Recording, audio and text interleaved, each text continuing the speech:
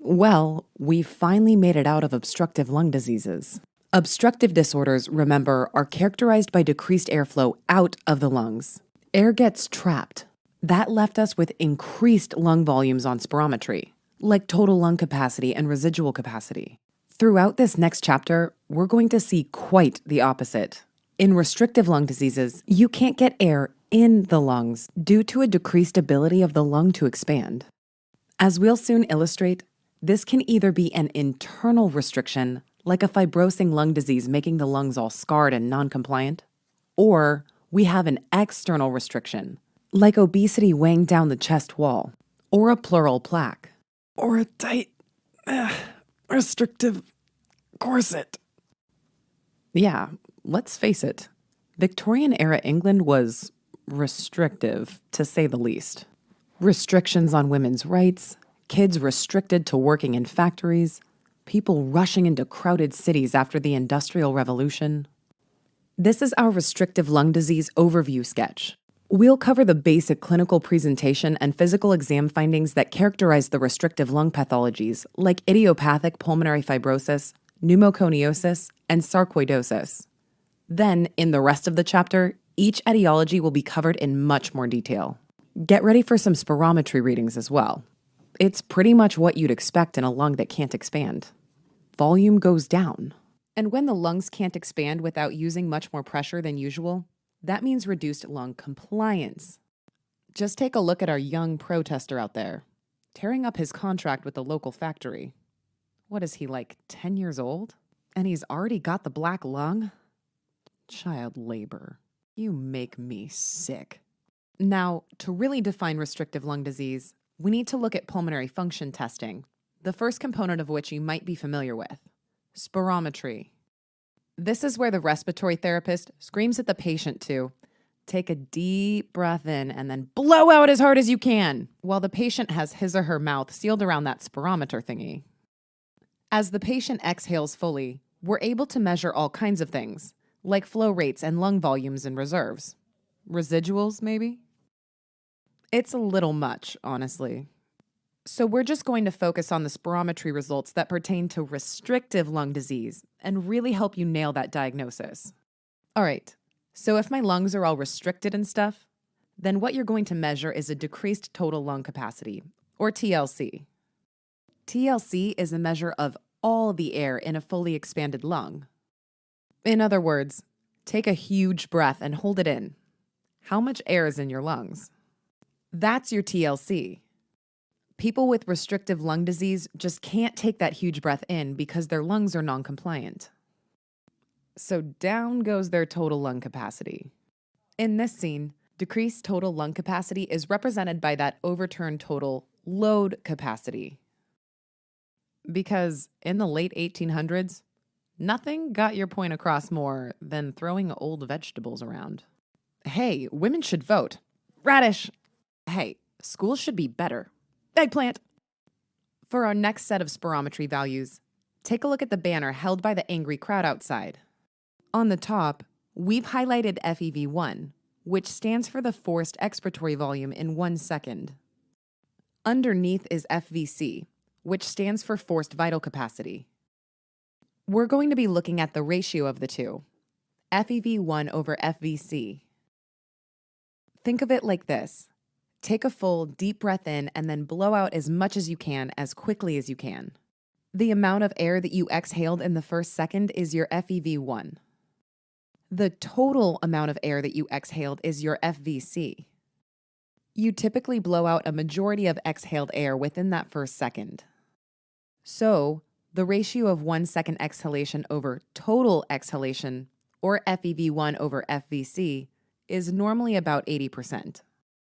We've made these values elevated above the crowd, specifically the ratio of these values elevated, because the FEV1 over FVC ratio usually stays near or above 80% in the setting of restrictive lung disease.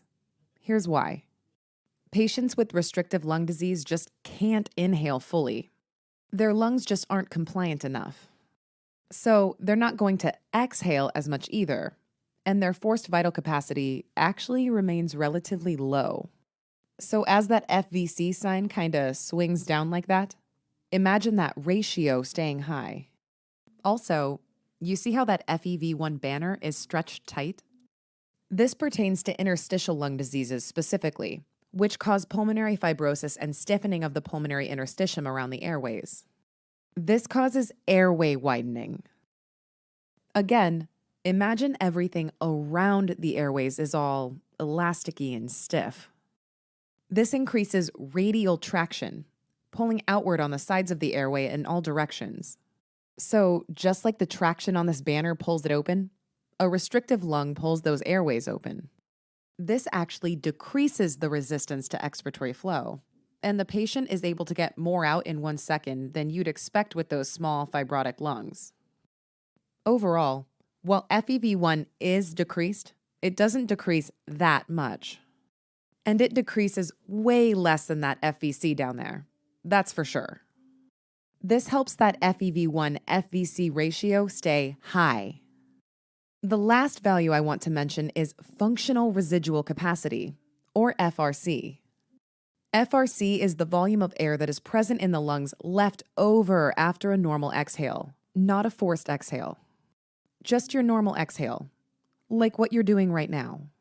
As you can tell by that tipped over cart, when you've got small restricted lungs, your total lung capacity is low. And so is any residual you thought you were saving in there. You're just not going to have much air left over after you exhale. You know what though? Before you even strap that spirometer on your patient, there are some key clinical and radiological findings that should already be cluing you into a diagnosis of restrictive lung disease. Most of these findings are going to pertain to the diffuse parenchymal lung diseases covered throughout the rest of this chapter. These are collectively referred to as interstitial lung diseases. That means the pathology is occurring inside the lung, usually some kind of combination of inflammation, fibrosis, and scarring. Let's go through a few classic symptoms. First of all, disease usually develops insidiously, with a gradual onset of non-productive cough. So as that corset gets tighter, out comes that persistent dry cough. Also, you see that uncomfortable breath let loose by the maid as she struggles with the corset? This is to remind you of dyspnea. Early in the course of disease, dyspnea will occur during times of exertion. As the disease progresses, however, patients can have difficulty breathing even at rest. Take a listen to those lungs as well. In most forms of interstitial lung disease, you should hear some dry crackles, usually described as Velcro rails. Just think of these Velcro straps down here, ripping apart after taking a big, deep breath in. When listening for crackles, it's helpful to listen at the lung bases, as crackles may show up here first in early disease. Next, let's talk chest X-ray. Remember, whenever we want to highlight important findings on chest radiograph, we'll include an X-ray Jolly Roger, like this one here. With interstitial lung pathologies, you'll most commonly see a reticular pattern. Nodular or mixed reticulonodular are common as well, so we've incorporated a reticulonodular pattern into that restrictive corset. See? It's a reticular net-like pattern with nodular knots. These findings are usually diffuse and bilateral. Oftentimes, the disease is most significant in the upper or lower lobes, and we'll try to convey this visually for each individual disease throughout this chapter. These opacities, when seen on CT, are sometimes called ground glass opacities or shadows. It's not a very specific finding, and let's face it, radiologists like to apply it to kinda any hazy, shadowy thing. So just watch out for that term in the question stem. In advanced disease, patients can develop full-on respiratory failure, often with associated pulmonary hypertension. You see, prolonged interstitial lung disease causes destruction of lung parenchyma and a reduction in alveolar capillaries. As a result, pulmonary arterial resistance increases. See how tightly she's pulling on those pulmonary arterial ribbons in the back there, increasing the tension? What you're left with is elevated pulmonary arterial pressure. Be sure to check out our pulmonary vascular sketch for a more in-depth discussion of the pathologic mechanisms underlying pulmonary arterial hypertension. All this tension is felt by the right heart, which now has to work harder to move blood into the lungs. Eventually, This can lead to right heart failure. Anytime a lung pathology causes pressure buildup and right heart failure, this is called cor pulmonale. And at Sketchy, it's represented by a cork putting a plug on the heart. You can expect the usual right-sided heart failure symptoms to follow, including JVD and peripheral edema. Okay, let's back up a bit. So far, we've been focusing on the clinical presentation of interstitial lung diseases. Remember, this is when the pathology is inside the lung itself, causing inflammation and scarring of the parenchyma. Restrictive lung disease, however, can occur from pathologies outside the lung as well. This is called extrinsic, rather than intrinsic, restrictive lung disease. These disorders still involve decreased lung compliance, making it difficult to take a deep breath, but this time there's nothing wrong with the lungs themselves. Let me show you what I mean. All right, let's see here. We have to think outside the lungs. Something is making it so those lungs don't want to expand. I know. Take a look at the governor's vest. See that chain? Hanging on for dear life, making sure his chest doesn't expand? Think of that vest as a set of restrictive pleura that encase the lungs. In the setting of pleural disease, such as mesothelioma, pleura can develop plaques and stiffen. Or, during pleural effusion, for example, fluid can collect between the parietal and visceral layers, making it so your pleura just don't want to move. Either way, the lungs underneath will not be able to expand as they should. In other words, they're restricted. Hey, how about this for a restrictive lung disease? What if you just can't breathe?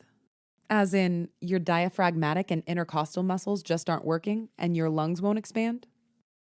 This can occur in the setting of neuromuscular diseases such as polio or myasthenia gravis. Just think of this butler here, trying in vain to warn Parliament of the impending working class revolt. See how muscular he is, by the way?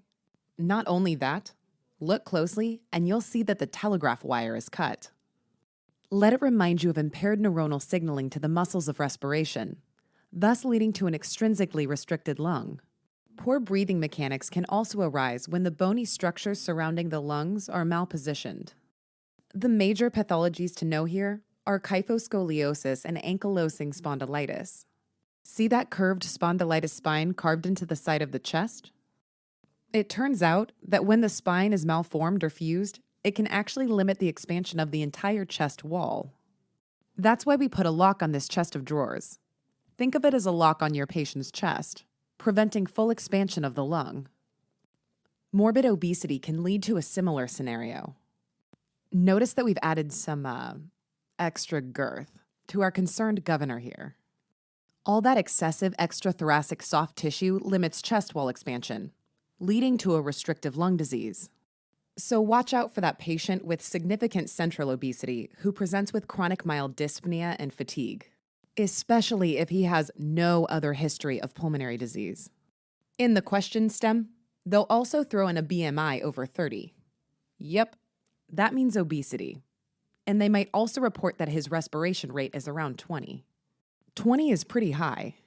Just think of the governor here, breathing rapidly into that bag, trying to come to terms with the fact that he might be out of a job soon. Obese patients compensate for reduced chest compliance by increasing their respiratory rate. So they're breathing faster, but the breaths are small because their lungs are restricted. If they ask you what kind of spirometry readings to expect, remember that FEV1, FVC, and TLC are likely to be reduced in the setting of a restrictive lung pathology. And this is true for all of the intrinsic and extrinsic diseases covered in this sketch.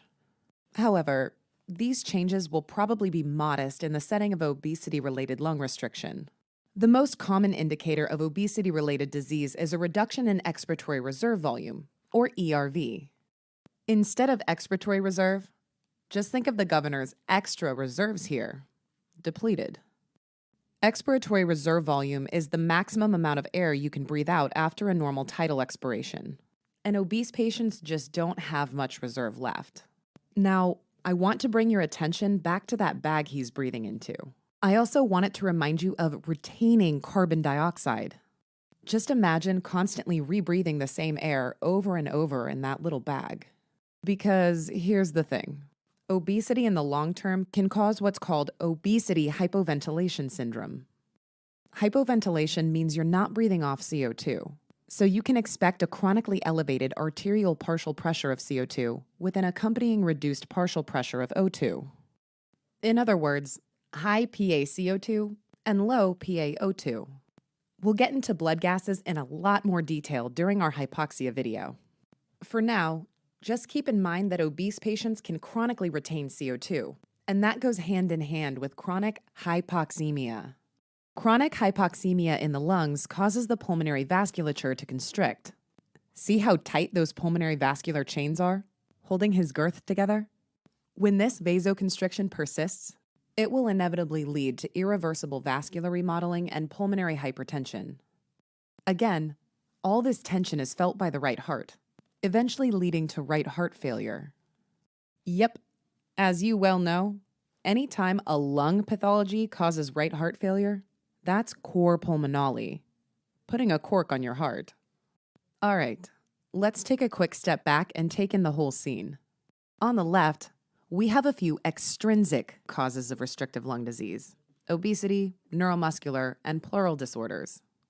Since the disorder lies outside the lungs, the pulmonary physical exam will actually be relatively normal. But wait, what about the dry cough and Velcro crackles and the reticulonodular opacities we mentioned earlier? Expect those findings in patients with intrinsic pathologies causing restrictive lung disease. These are often referred to as interstitial lung diseases, and they'll be the focus of our next few videos. We'll feature our recurring fibrotic pulmonary tree during our discussion of idiopathic pulmonary fibrosis. Then we'll head to the factory to learn about pneumoconiosis, diseases that are caused by the inhalation of mineral dust. And we'll finish up with granulomatous disorders, as embodied by that sarcoidosis soccer player. Though the underlying pathophysiology of each of these disorders varies, the outcome is the same. Inflammation and scarring leads to a fibrotic and restricted lung. Not only that, these disorders cause damage to the absorptive surface of the lung, and that's a key distinguishing factor between these intrinsic lung diseases versus those extrinsic diseases on the left. Only when the disease is affecting the lung itself will you be able to measure the decreased diffusion capacity of the lung. This is assessed by measuring the diffusion capacity of carbon monoxide, abbreviated DLCO. Any pathologic process that destroys or alters lung tissue will decrease the DLCO since it becomes harder for gas exchange to occur. At Sketchy, colorless, odorless, yet very hazardous carbon monoxide gas is embodied by those colorless, odorless, annoying soda can rings that evoke the image of trapped hemoglobin. And since DLCO is low for those intrinsic disorders we can see through the window, we've placed that carbon monoxide trash low in the scene, discarded and littering the ground. Yeesh, pretty dirty out there. And those rioters yelling about rights and stuff were kind of a downer, huh? Blah. Go back to your shanties. Am I right? Now that we know the basic workup of restrictive lung diseases, it's time to talk about each individual pathology in depth. First up, idiopathic pulmonary fibrosis. And for that, we'll need to step into my secret and excessively pretentious garden.